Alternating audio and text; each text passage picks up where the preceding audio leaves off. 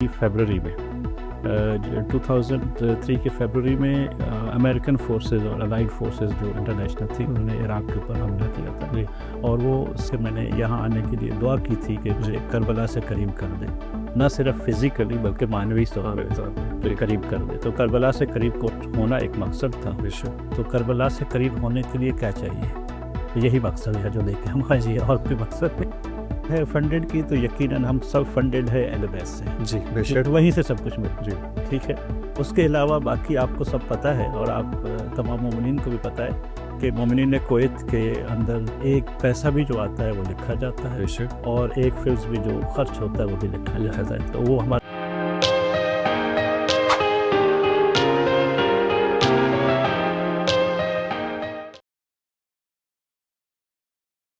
अस्सलाम वालेकुम नाज़रीन, खैर मक़दम है पॉडकास्ट विद कुमैल में।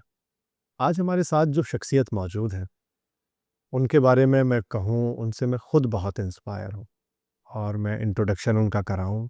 वो हैं आली जनाब सैयद शहबाज हुसैन शिराज़ी साहब।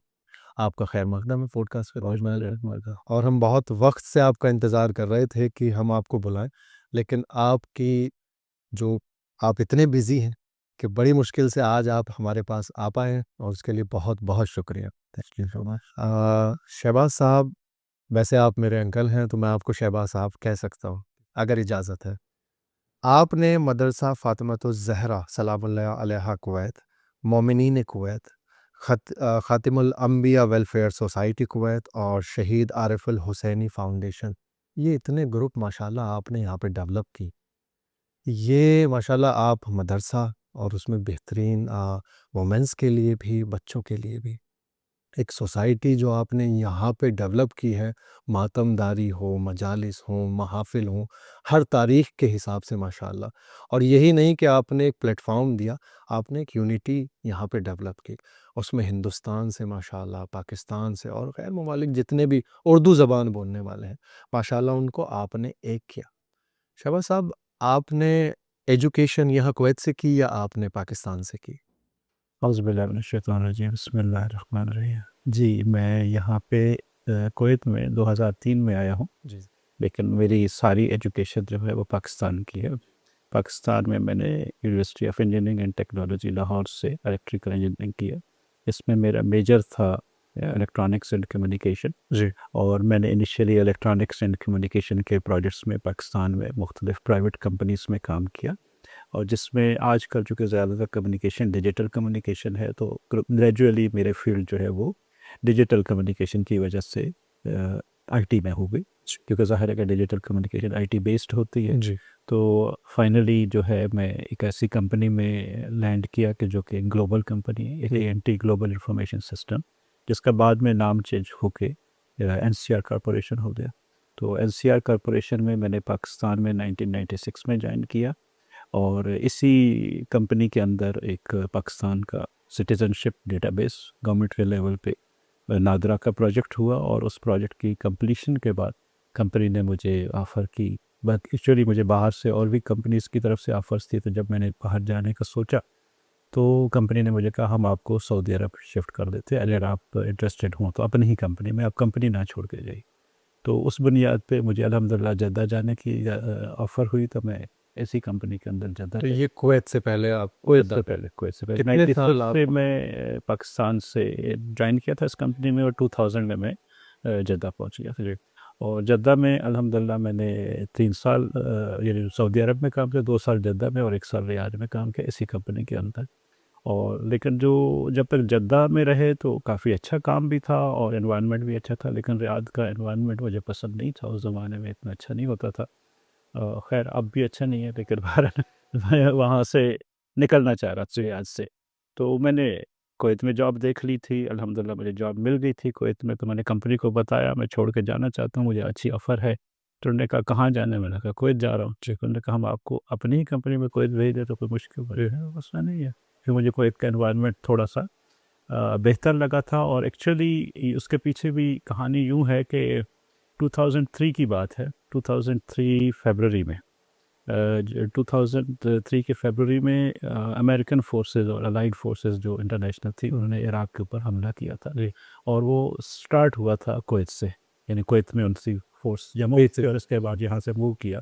تو جب اس کی نیوز وغیرہ ہم ریاض میں بیٹھے دیکھ رہے تھے کہ اب یہ کویت سے نکلے ہیں اور اب یہ اتنا ناصریہ رہ گیا ہے اور پھر بصرہ اور پھر یہ نجف پہنچ جائیں گے اور کربلا پہنچ جائیں گے, تو ہمیں ایک شوق ہوا کہ یعنی کویت سے نجف اور کربلا اتنا قریب ہیں. جی تو ہم نے دعا کی اللہ بھی ہمیں کویت پہنچا دے تاکہ ہم نجف اور کربلا کے قریب ہو جائیں. جی.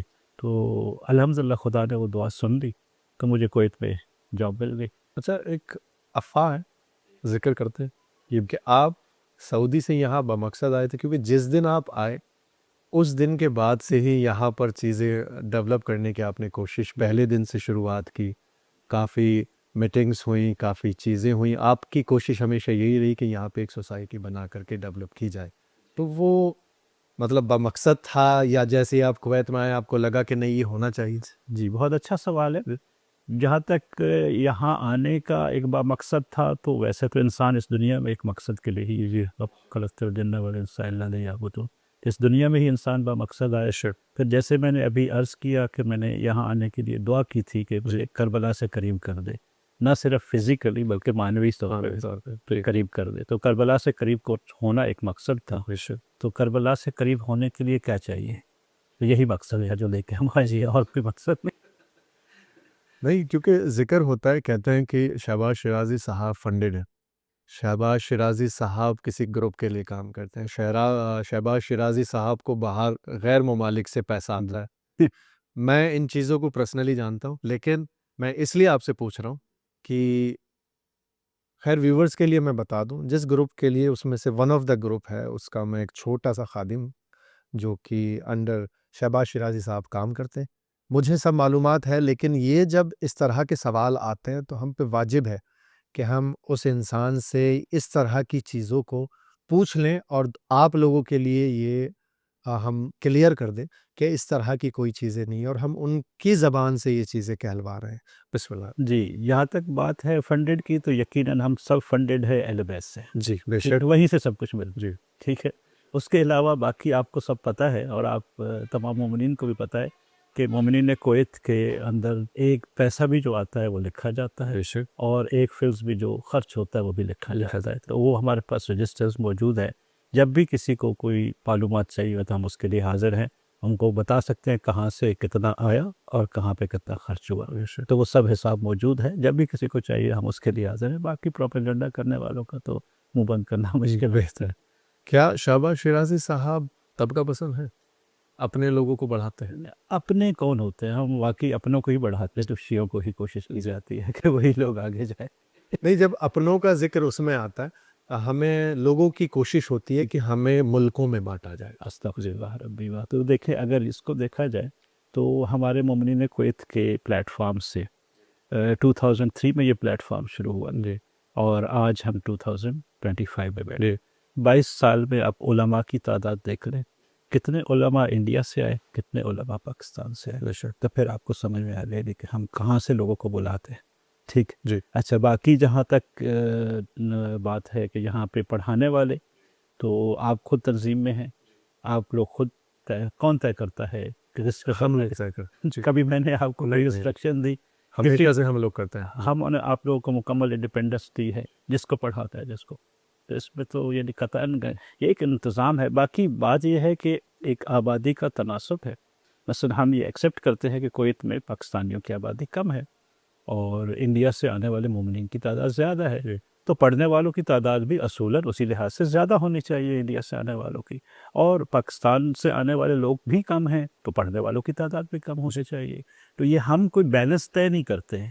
یہ دراصل صلاحیتیں ہوتی ہیں. جن لوگوں میں صلاحیت ہوتی ہے وہ آپ لوگوں کے سامنے کنیکٹ ہوتے ہیں اور آپ ان کو دعوت دیتے ہیں. نے آج کل کسی کو نہ تو اس بنیاد پہ منع کیا کہ وہ انڈیا سے ہے جی, اور نہ اس بنیاد پہ انوائٹ کیا کہ وہ پاکستان سے.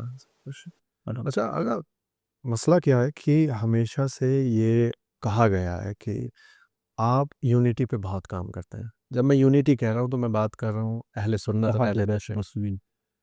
جب ہم یونٹی کی بات کرتے ہیں تو آپ ماشاءاللہ اس میں کامیاب بھی ہیں. آپ کو مبارک ہو کہ آپ نے بہت اس پر کام کیا, اور کویت میں خاص کر کے جو ایک ماحول آپ نے بنایا ہے اور جو اہل تشیع کی آپ نے جو ایک شکل دکھائی ہے یا ایک رویہ دکھایا ہے وہ بہت بہتر ہے. خدا آپ کو مبارک کرے اور آپ اسی طریقے سے اس پہ چلتے رہیں. لیکن کیا آپ کو نہیں لگتا کہ ایک طبقہ اس سے ناراض بھی ہے؟ جی کمیل بھائی، مجھے اس چیز کا اندازہ ہے، لیکن یہ ہمارے نادان دوست ہیں، ان کو پتہ نہیں ہے کہ اتحاد بین المسلمین کتنی بڑی ذمہ داری ہے اور اس کے کتنے ثمرات ہیں. میں آپ کو دو چیزیں بتاتا ہوں. سب سے پہلے ذمہ داری کی بات کرتے ہیں کہ رہبر معظم آیت اللہ سید علی خامنہئی کا یہ ایک فرمان ہے کہ اگر مجھے اتحاد بین المسلمین کے راستے میں شہادت آ جائے تو یہ میرے لیے فخر کی بات ہے. تو ہم اسی کے جلوکار ہیں. اور دوسری بات جہاں تک ہے اس کے فوائد کا، جس طریقے سے ہم تشیع کی، یعنی امام صادق علیہ السلام کا فرمان ہے نا کہ تم ایسے بن کے رہو کہ لوگ تمہاری وجہ سے مذہب جعفری کو زینت سمجھے. ٹھیک ہے، تو ہم کوشش یہ کرتے ہیں کہ اپنی ملت تشیع کو اس طریقے سے ملت اسلامیہ کے اندر پیش کیا جائے کہ یہ ہم امام صادق علیہ السلام کے لیے یقیناً زینت نہیں بن سکتے، لیکن کم از کم شرمندگی کا باعث نہ بن، کیونکہ ہمارے اندر اتنی قوت یا اتنی حسن نہیں ہے کہ ہم ان کے لیے زینت بنیں، بلکہ ہم کم از کم ان کے لیے بدنامی کا باعث بنیں کہ یہ جعفری ہے اور یہ برا ہے، یہ نہ ہو ہمارے پاس. تو ہم ان کے سامنے اپنے آپ کو بلکہ ملت تشیع کو بہتر طریقے سے پریزنٹ کرنے کی کوشش کرتے ہیں، کیونکہ الٹیمیٹلی اس دنیا میں آپ کی عزت انسانوں کے اندر رہنے میں ہی ہے. آپ آئسولیشن میں زندگی نہیں گزار سکتے. اور ملت پورے دنیا میں اگر آپ مسلمانوں کی تعداد دیکھتے تو اس میں کتنے سنی کتنے شیعہ ہیں. یہ کوئی اسٹریٹجی نہیں ہے بلکہ ایمان کا حصہ ہے. ہمارے ائمہ نے بھی ہمیشہ مسلمانوں کے ساتھ مل کے رہنے کے لیے، امام صادق علیہ السلام کے اور دیگر ائمہ کے فرامین ہے کہ ان کے اندر رہو، جب ان کا کوئی انتقال کر جائے تو اس کے جنازہ میں شامل ہو، کوئی بیمار ہو تو اس کی عیادت کرو. تو یہ فرمان ائمہ ہے، میرا اپنا فیصلہ نہیں ہے. تو ہم تو اسی فرامین کے اوپر عمل کرتے ہیں جو ائمہ علیہ السلام. الزام آتے ہیں کہ بھئی یہ تو ویڈیوگرافی ہے، یہ تو فوٹوگرافی ہے، اس لیے تاکہ فیمس ہونا ہے، تاکہ اب میں آپ کو اس معاملے میں ایک اور چیز کا، کچھ دوست ہمارے ساتھ کچھ پروگراموں میں شرکت کی ہوگی، جب ہم اہل سنت کے پروگراموں میں جاتے ہیں، ہمارے بھائی ہیں وہ، یقیناً آپ یقین کریں وہ اس چیز کی گواہی دے گئے کہ جب ہم اپنے برادران اہل سنت کے جشن وغیرہ میں، میلاد وغیرہ میں جاتے ہیں تو ہمارے جانے کے بعد وہاں کا ماحول بدل جاتا ہے. وہاں اگر وہ پہلے صرف نعت رسول مقبول پڑھ رہے تھے تو ہمیں دیکھنے کے بعد وہ لوگ پنجتن پاک کی منقبت شروع کر دیتے ہیں، جناب سیدہ کی منقبت شروع ہو جاتی ہے. تو اگر ہمارے ان کے ساتھ بیٹھنے کی وجہ سے اہل بیت علیہ السلام سے محبت اجاگر ہوتی ہے تو یہ کوئی گھاٹے کا سودا نہیں ہے. یہ ہمارے وہ نادان دوست ہیں جو ان ثمرات کو دیکھتے نہیں کہ جب ہم ان کے ساتھ بیٹھیں گے تو انہیں کیا فائدہ ہوگا.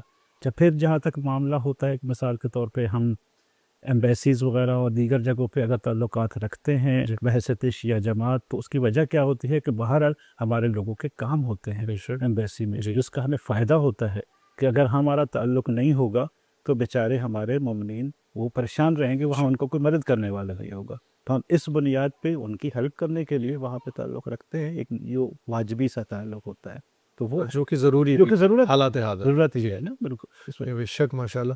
اچھا، شہباز شیرازی صاحب کی نگاہ میں کامیابی کیا، یا میں لفظوں کو پھر دوسرے طریقے سے پوچھوں، آپ کا جو ایم تھا، جو آپ نے سوچا اتنی چیزیں ڈیولپ کرنے کے بعد، مکمل ہو گیا ہے یا آپ کی کامیابی ابھی باقی ہے؟ جی میں دیکھے کامیابی تو یقیناً وہ فزت و رب الکعبہ کے اوپر ہی ہوتی ہے.